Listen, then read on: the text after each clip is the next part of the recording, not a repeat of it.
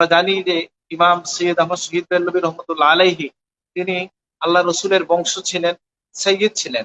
তিনি তার নানার উম্মতের ব্যাপারে, নানার দিনের ব্যাপারে আকস্মিক ভূমিকা পালন করেছেন।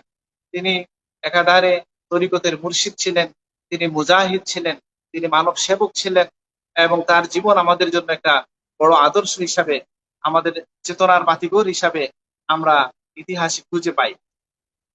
আমরা আমরা বিশেষ করে সৈয়দ আহমদ শহীদ বেল্লবী রহমতুল্লাহ আলাইহি এই উপমহাদেশে যে ব্যতিক্রম কাজ করেছেন, সেটা হচ্ছে যে তিনি আমাদের সমাজে যে সমস্ত আহ শিরক বেদাত ছিল, আহ বদ্দিনী রসুম ছিল, তার বিরুদ্ধে তিনি ভূমিকা পালন করেছেন।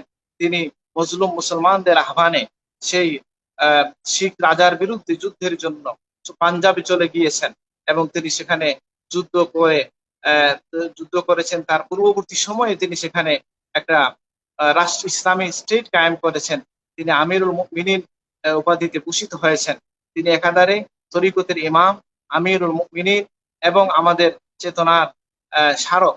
সুতরাং আমরা তাকে স্মরণ করার মধ্য দিয়ে আমরা যেমন তার রুহানি ফয়েজ লাভ করব, ঠিক তেমনি তার শিক্ষা এবং চেতনায় আলোকিত হয়ে এই সমাজকে দিনের জন্য আমরা যেন কিছু করতে পারি।